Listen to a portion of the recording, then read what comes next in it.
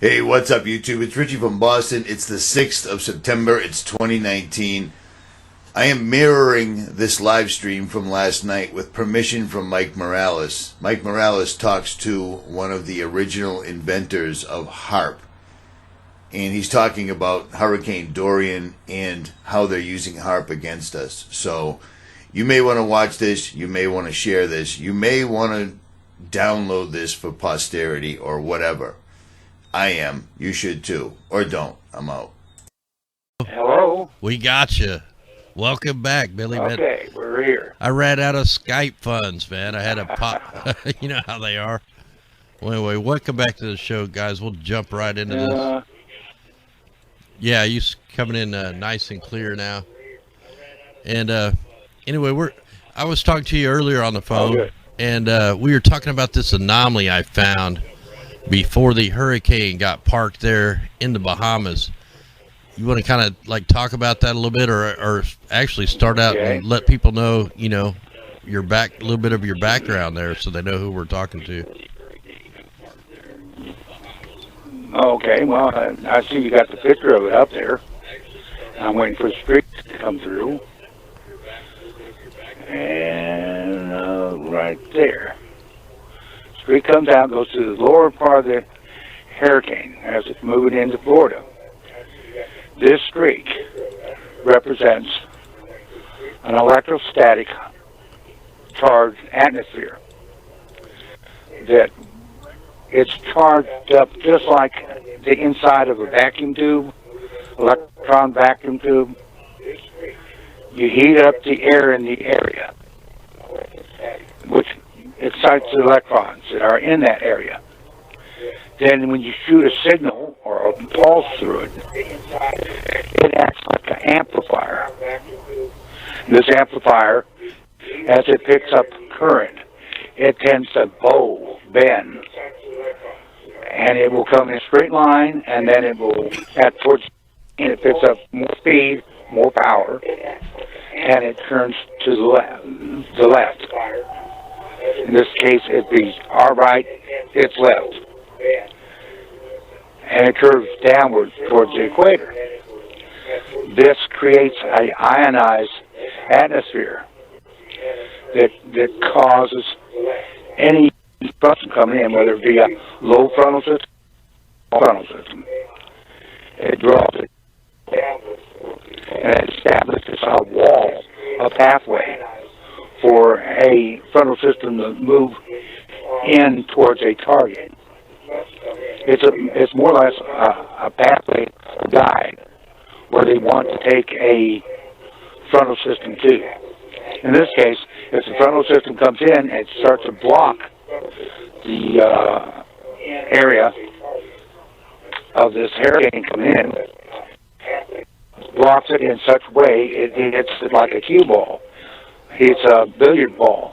It bounces off. And in this case, the hurricane hit that frontal system, the edge of that frontal system, and turns and went north. It also causes it to hold it in place. If you got equal frontal systems above and below, then you're kind of stuck in the middle. This is what happened to that hurricane. You had a high and high on either side of it. It forced it to stop in its tracks.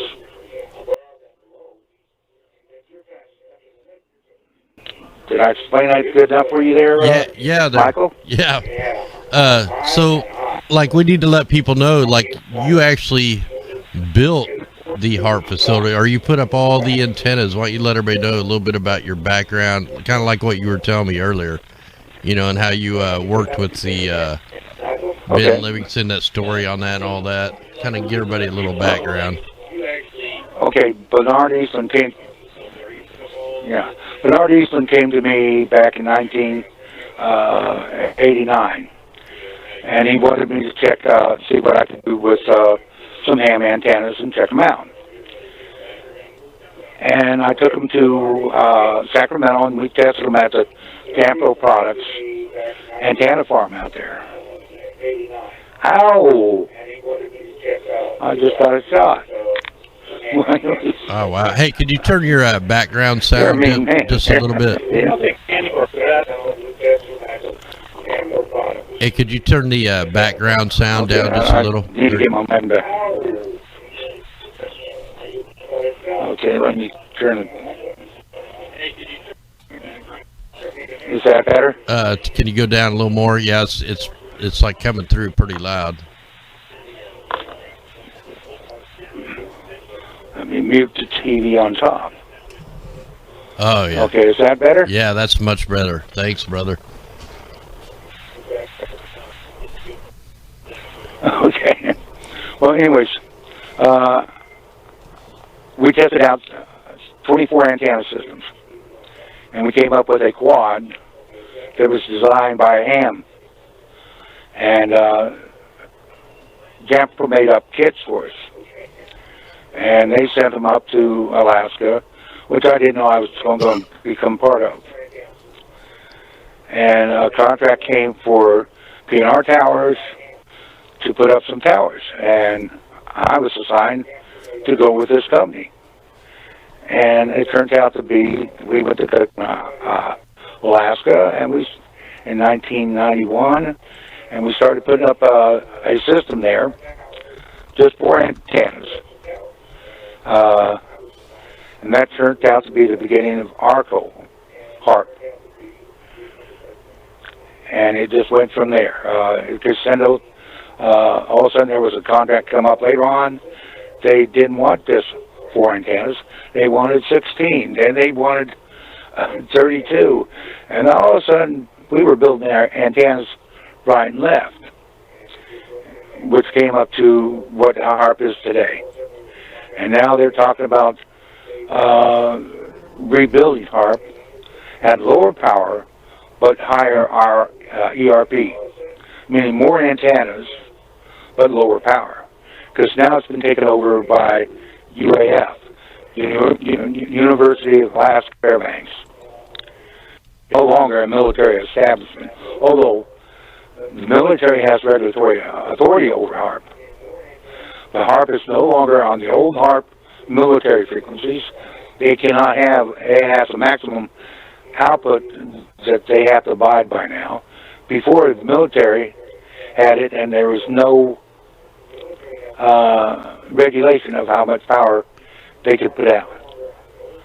Now it is assigned by the FCC because it's no longer a military experiment. It is a university experiment. And before the Air Force and the Navy and DARPA turned over HARP to UAF, they went out and pulled all the PA tubes out and took them out and buried them in the snow. Wow. So when UAF took over the system, they couldn't find all the tubes. And they'll never find enough tubes to make the whole system work. So they'll never go full power ever again. But they don't need to. The experimentations that came out of HARP have developed the HARP technology. And the HARP technology is what's being used today. No longer do they have to use ionosphere, which the ionosphere was damaged by HARP. It tore holes in it. It tore big holes in it. It ripped up the ionosphere in such a way that the Earth is no longer protected completely by the ionosphere.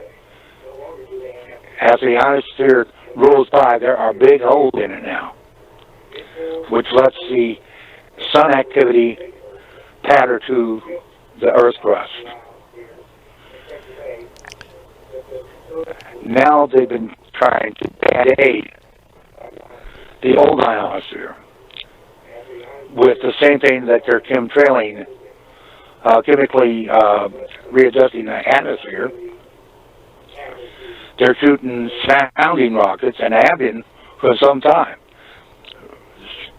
putting sounding rockets into the outer space edge to fall back into the ionosphere and cover up some of these ionospheric holes. Wow. A band-aid of such. Well, so the Earth's rotating.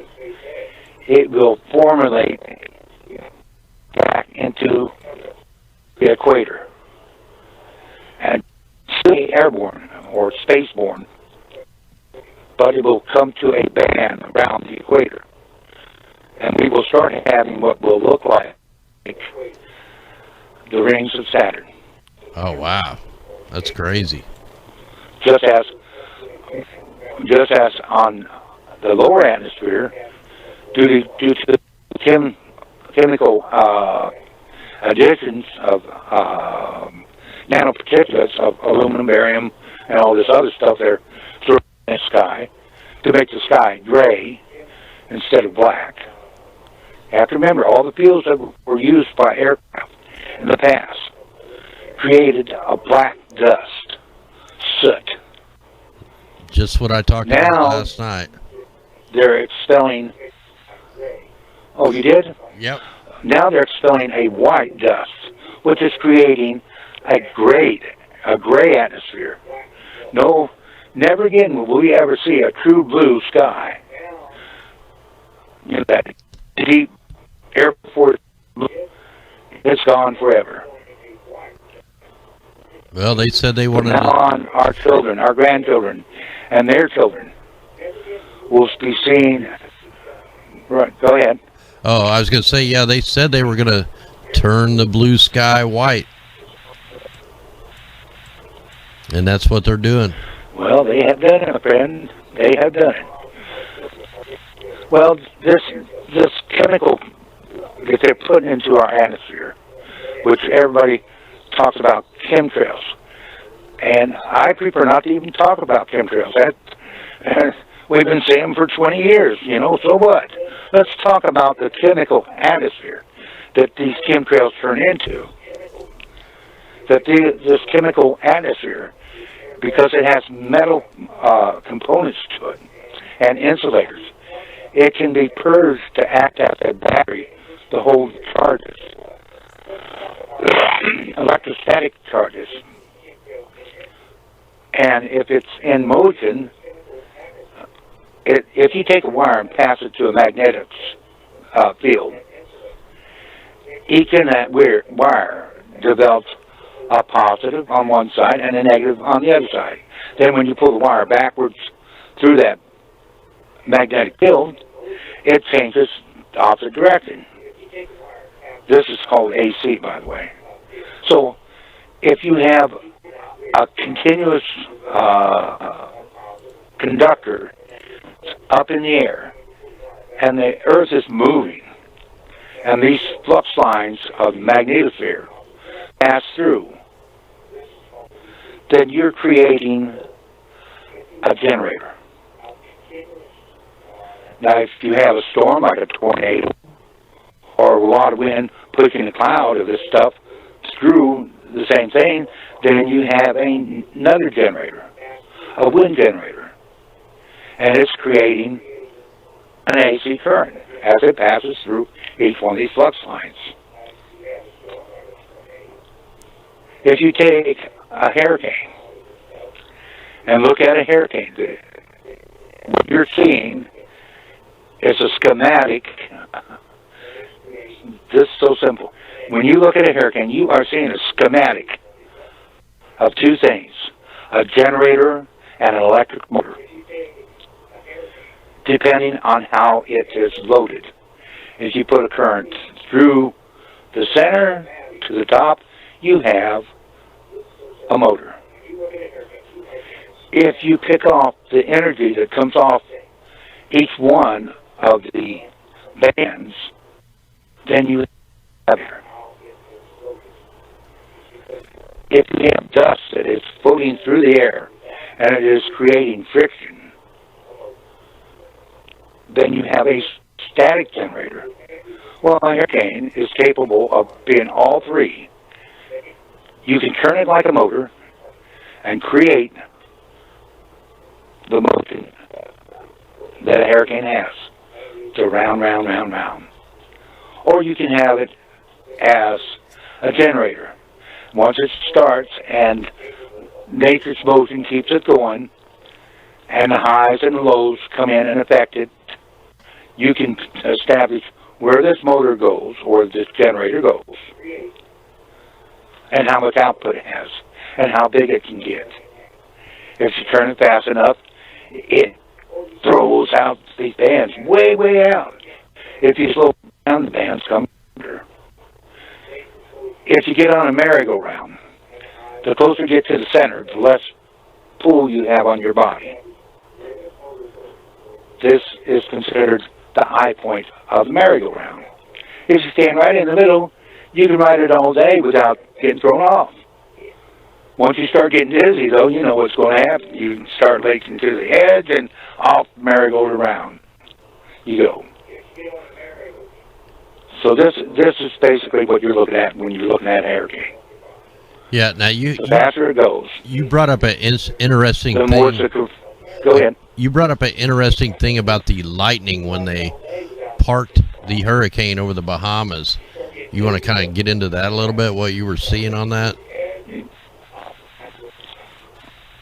Oh, yeah. With all hurricanes, if you look in the upper right-hand quadrant, which is the most considered the dangerous part of a hurricane, that's where all the wind force, it stretches that hurricane out towards that direction, that it's throwing out all this energy. Well, that energy is electrified.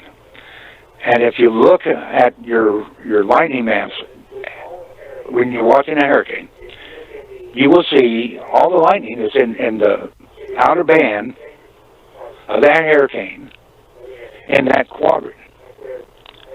And if you look twice that distance from the eye, where that outer band is, where all the lightning is, if you go twice that distance, you will see another band out there that's way far away from the hurricane itself. But it will be active with all this lightning. Without that lightning, you have no electrical motion. That the can go round and round. When that lightning stops, the hurricane stops dead in its tracks. If there's a balance between the inner band and the upper band of lightning, the hurricane goes west. Once you increase that difference between the inner band and the outer band, then the storm goes to your right, to the east. So you can actually manipulate the direction of the hurricane and the speed by how much difference is between those two electrical charges of lightning. Once that lightning disappears, the hurricane stops. It's put down. This is what we saw when it came up south of the Bahamas. When it totally stopped or start initiating again, the whole system started moving again. And then when the bounce between the outer band and the way out band, that's not even considered part of the hurricane, because there's nothing there. It's just lightning. There's normally there's not even a cloud around. It's just lightning coming out of nowhere. It's an electrical charge in this atmosphere that we have developed, this chemical unbalanced atmosphere that can be charged, electrically, statically charged to millions and millions and millions of volts and create its own type of lightning. That's why we're seeing all these weird, critical lightning storms. We got whole groups of cattle and sheep and goats all over the world that usually go up on top of hills, by the way, getting struck because there's no real storm around. They feel safe. And there's lightning coming out, this massive lightning that is so punitive by comparison to what normal lightning is. It comes down and just strikes a whole herd. Wipes out whole herds of critters. Yeah, I But just we're not talking about. No, I just talked. But we're talking about what makes up hurricanes. Go ahead. Oh no, I was just going to say, yeah, I just reported on a whole herd of sheep that got took out yesterday, and there's a guy on a motorcycle. Giraffes have been hit. It's just going on everywhere. Like there's nowhere to hide from it. Yeah, this is what I call the new lightning. It's shorter than a normal lightning.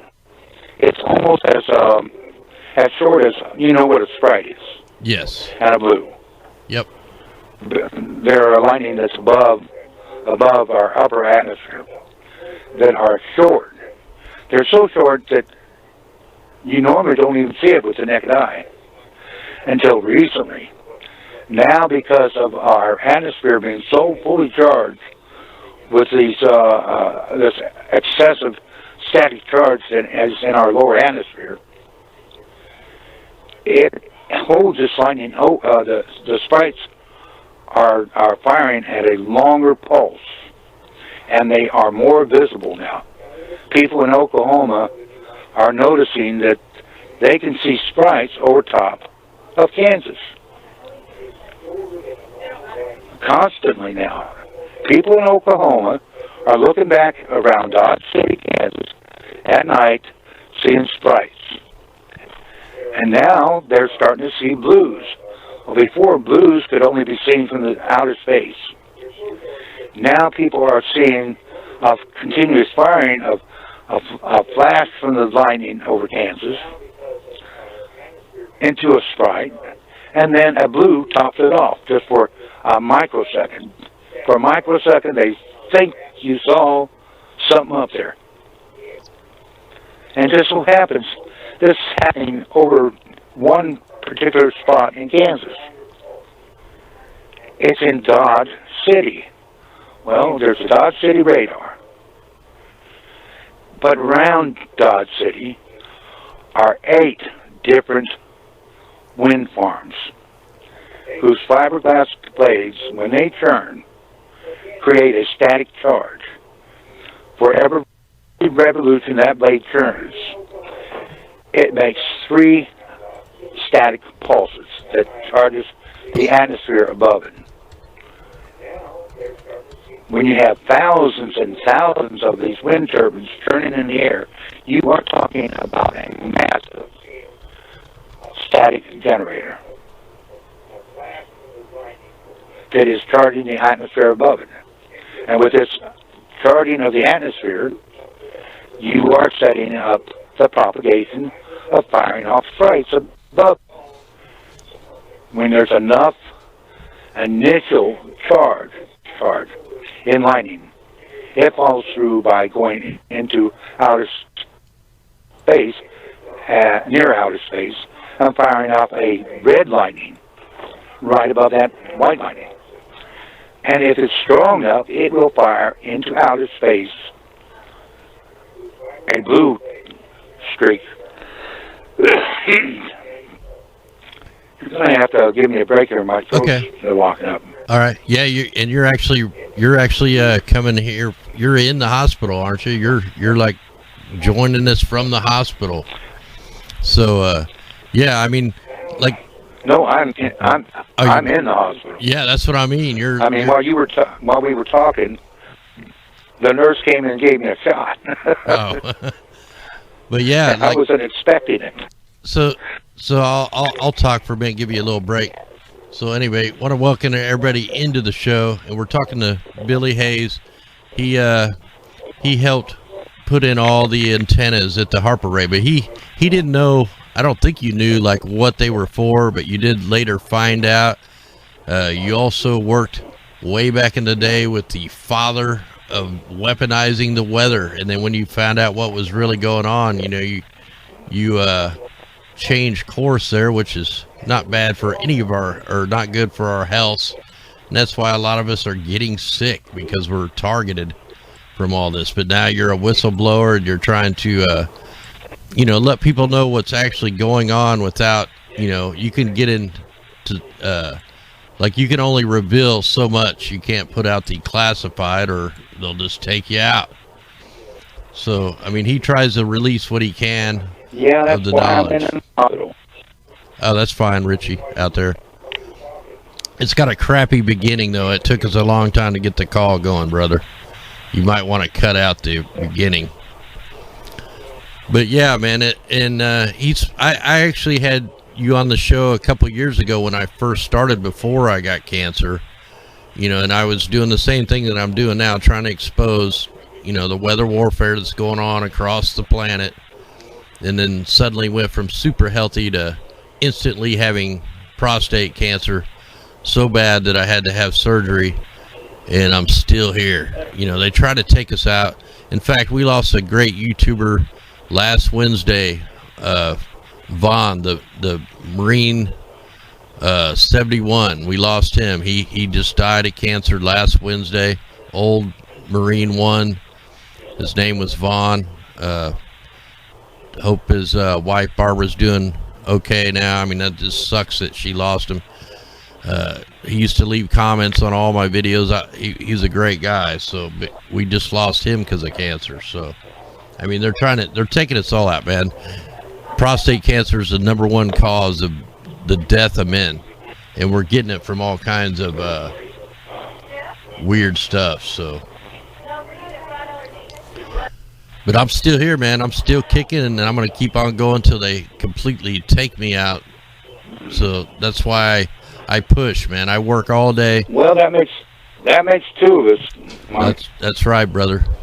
That makes two of us, Mike. You know, they tried to take me out, and I'm still here. Of course, they've tried a good many ways to deal with me. They did put down my whole family. My whole family's gone. And yeah, and one thing I didn't know if you wanted to bring this up, but like you lost a child over weather warfare.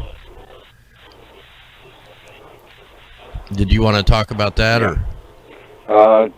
Back in not too long ago, come to this date in September, I lost a child down in Mississippi to a hurricane called Hurricane 𝗵𝗵𝗿𝗲𝗄. We were born.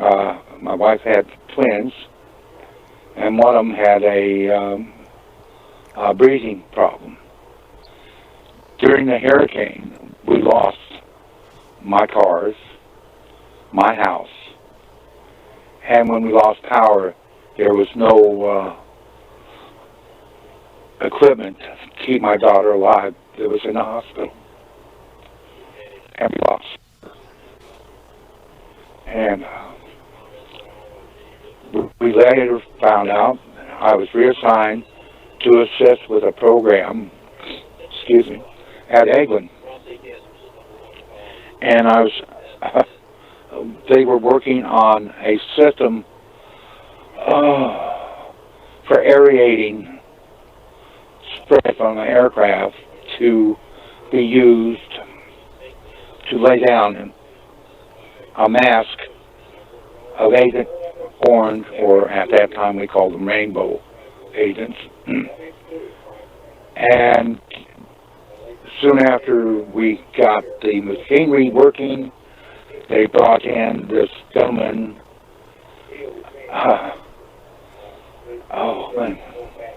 Mr. 𝗵𝗵𝗿𝗶𝗍, who had some ideas about chemically applying dry ice and other chemicals to hurricanes and other weather fronts to initially create rain or hurricanes, or when a hurricane was approached, that we could control portions of it. The tests they had done prior to that turned out about 1969 were involved with Hurricane 𝗵𝗿𝗄𝗃, which had taken my daughter.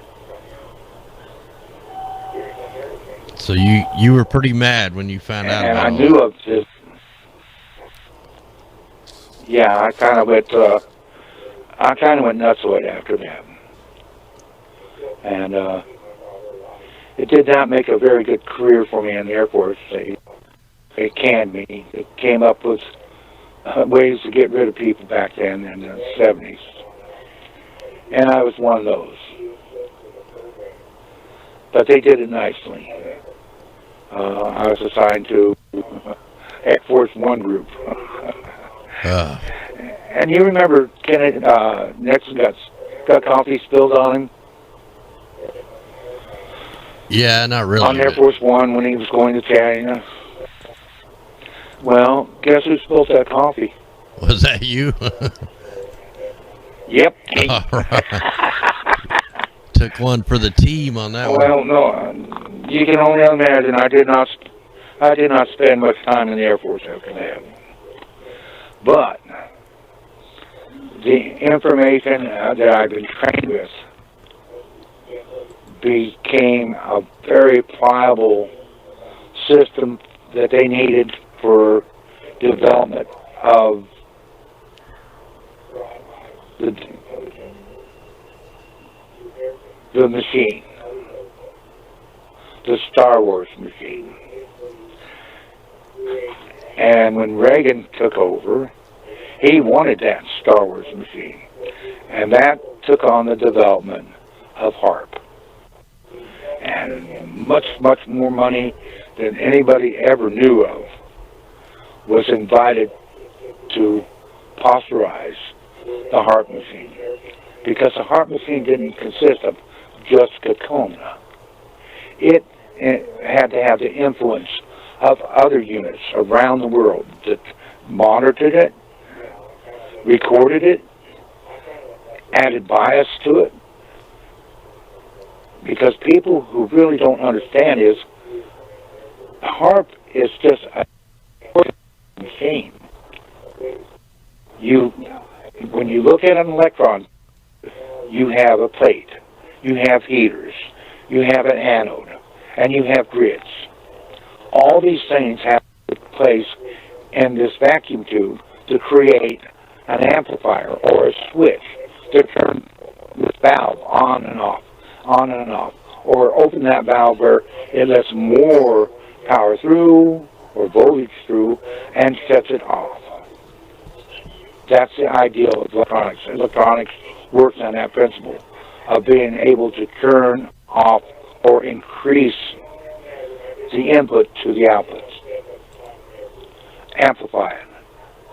And that's what the HARP machine is.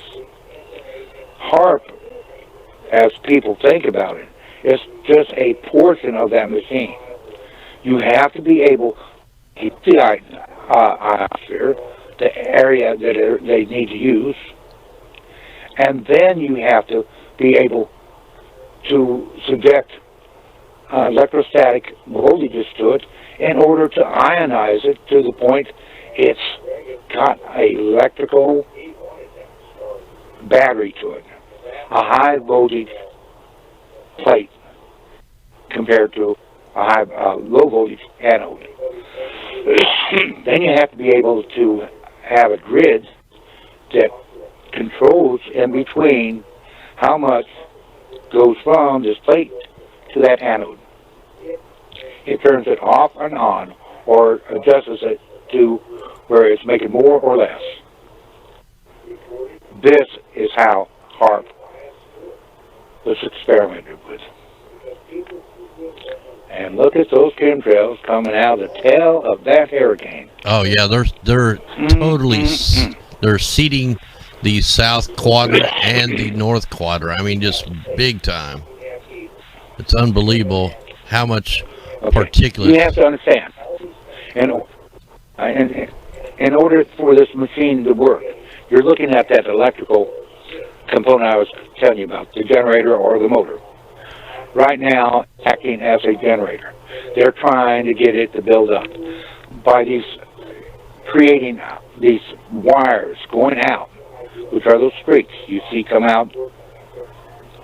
They'll be all parallel to each other as they pass through the electromagnetic field that's made around the world by the magnetosphere. when it passes through, it creates an AC current. And within a hurricane are lines of these. One end will give off the positive sweep of it, the other end will give off the negative sweep. This is like a generator. As the generator passes through the field, one winding picks it up, and the next winding picks it up, and the next winding picks it up.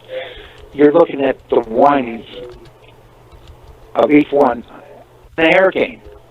And you notice a hurricane's going one way, and these lines are going the other way.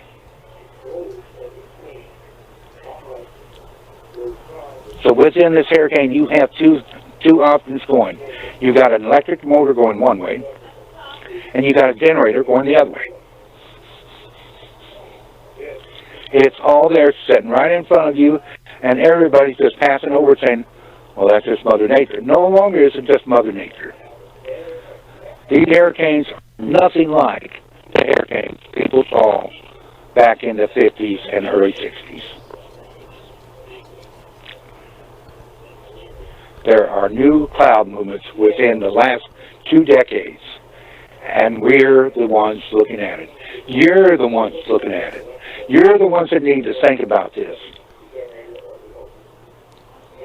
And we also have the CERNs too that are part of this. All the, particle colliders. Right. When CERN fires,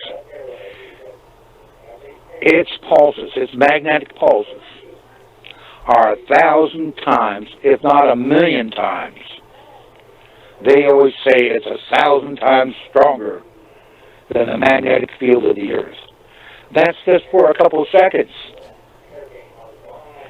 That's just for a couple seconds. They're comparing, during that couple seconds, it's stronger than the whole magnetic field of the Earth. No wonder that the magnetic field of the Earth is staying in place. Well, guess what? Ever since they started playing with these particle accelerators, the poles have been moving. That's Wonder right. why.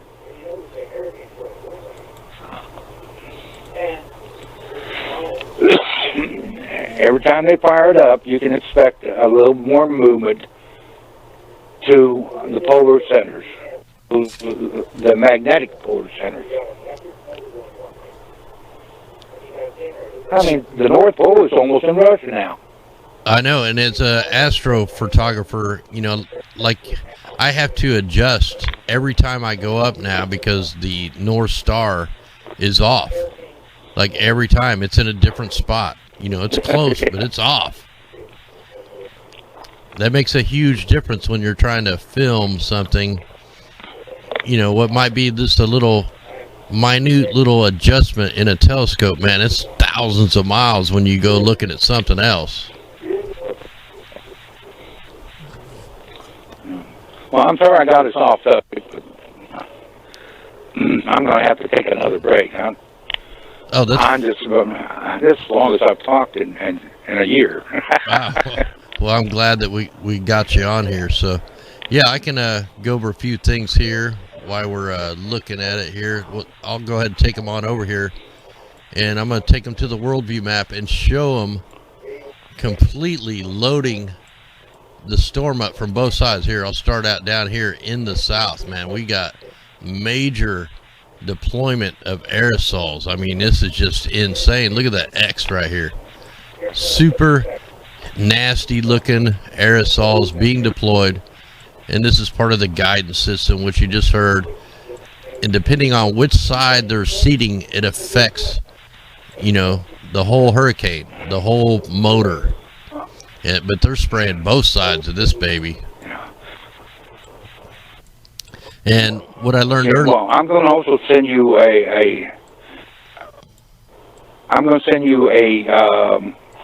coordinates in Cuba. You take a look at where they have been firing sounding rockets out in the direction of the Bahamas and Puerto Rico. Oh, wow. Yes. They're going above Puerto Rico, right over top Arabico. Right. And when they do, Arabico fires off a multitude of pulses.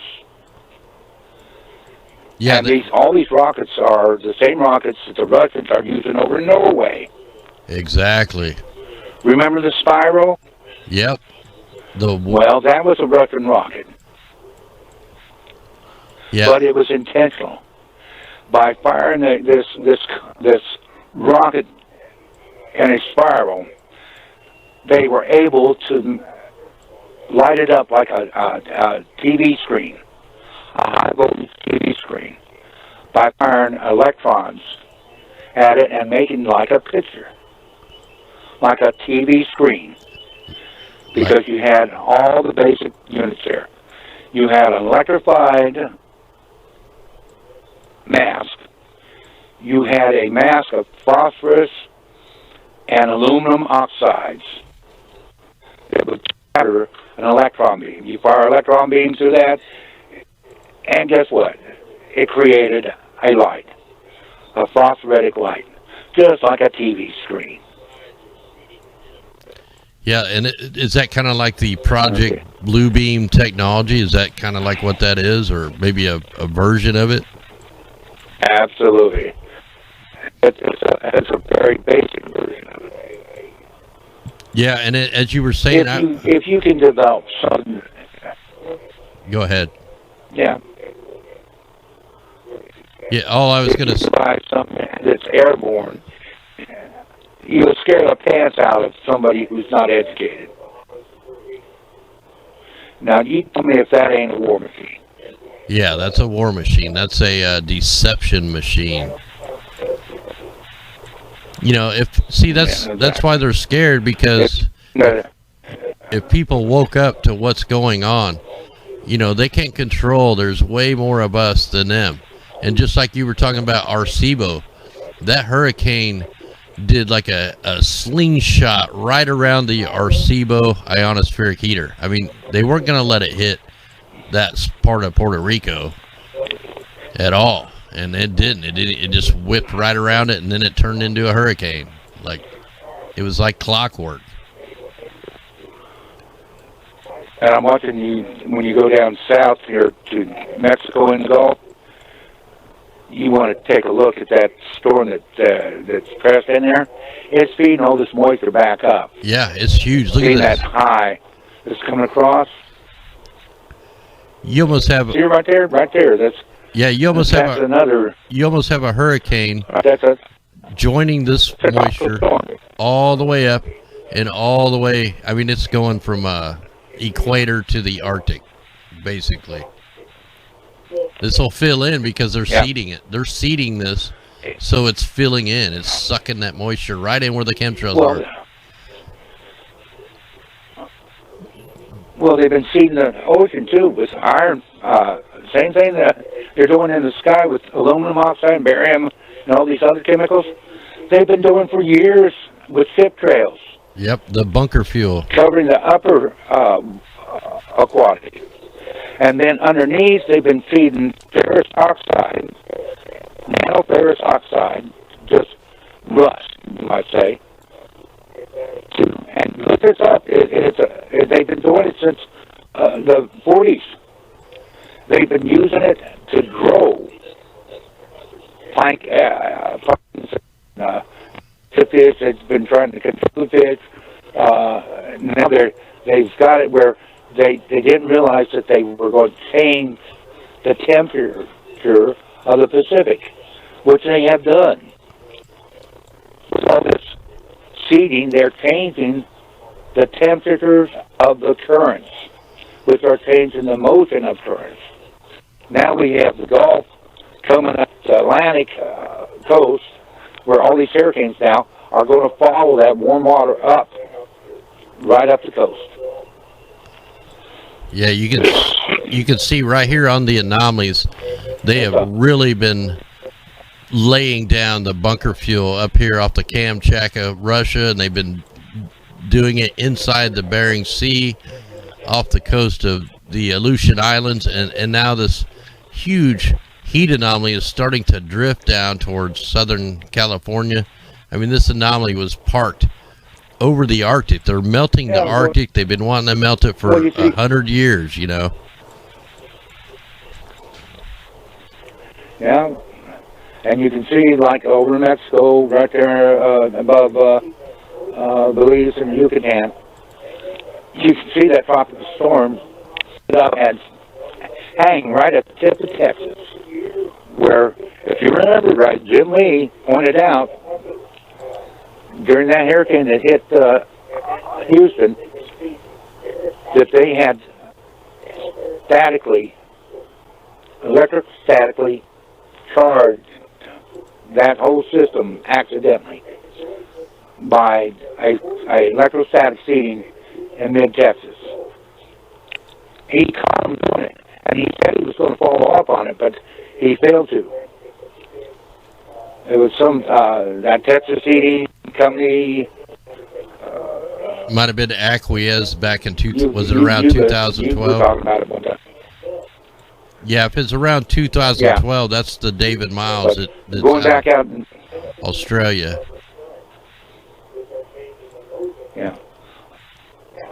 And you were also showing this a minute ago that typhoon, tropical storm right now, out in the Pacific that's trying to work its way up, you know, right in there.